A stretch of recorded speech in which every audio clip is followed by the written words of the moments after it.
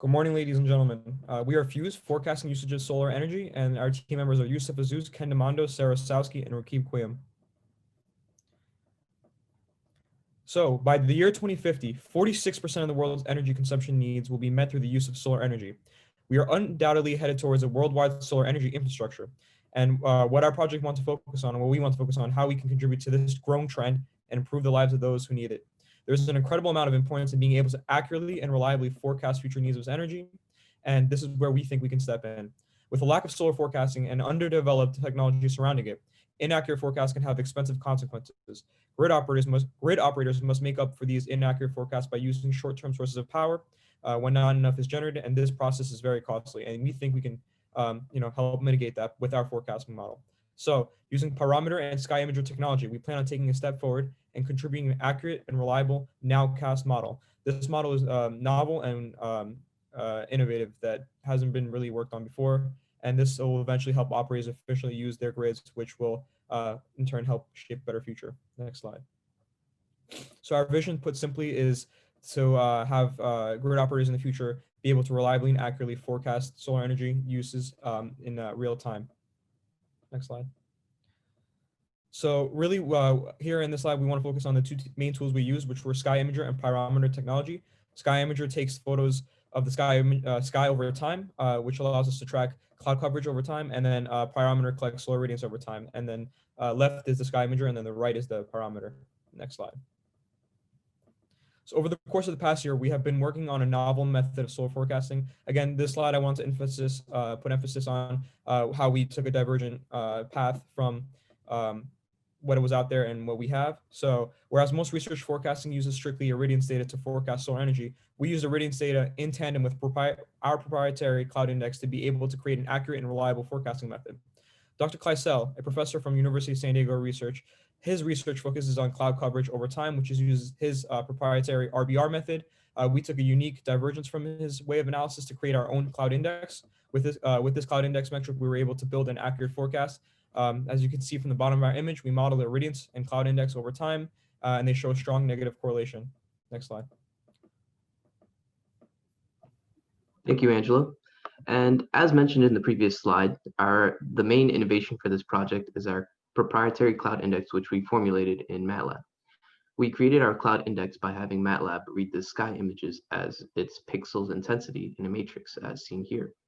And it takes the difference between the two sky images, with the first image being a clear sky and the second image being a cloudy sky.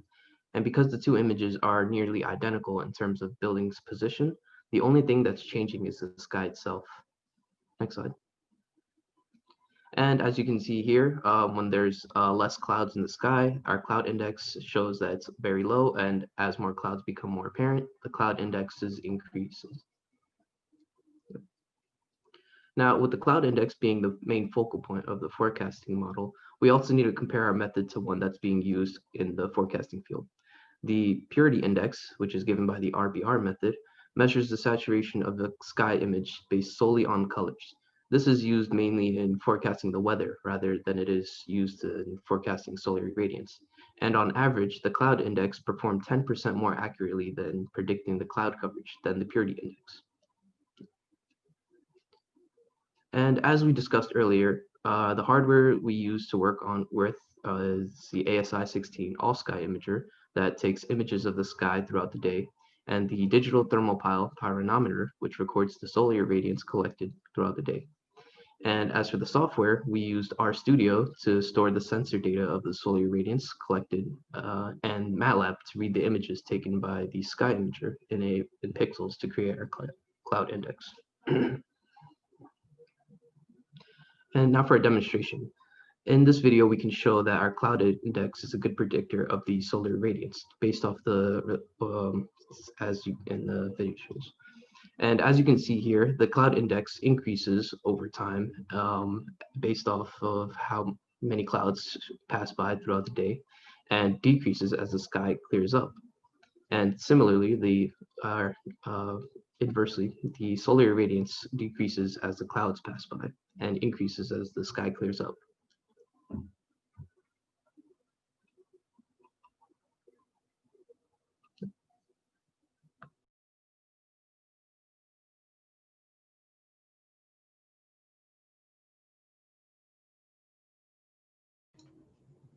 Sorry, you are muted. Could you please turn on your audio? I apologize. We compared our model to two others for validation. The first one was a persistence model, which assumes that whatever is happening now will continue happening in the future. This is normally a very good benchmark for short-term weather forecasting. The second model that we used was an autoregressive model that does not take into account the cloud index that we developed. And the third model was the cloud index, was the model that we developed incorporating the cloud index. We noticed that our model performs with 94% accuracy in predicting future solar irradiance. We were able to deduce that from looking at the normalized root mean squared error, which was 6%. We owe this high accuracy to the cloud index that Raqib demonstrated, which was on average 10% more accurate than the benchmark. On the bottom, we see the formula that we use to fit our data to the cyclical pattern of the irradiance data. Here we see a summary statistics about the three models, which emphasize the improvements that we have made on the benchmark. In the first column, we see that our model had on average 62 errors, while the benchmark had 89. This is in comparison to the mean absolute errors. That translates to almost 30% improvement on the benchmark and 3% improvement on the model without the cloud index, both of which we developed.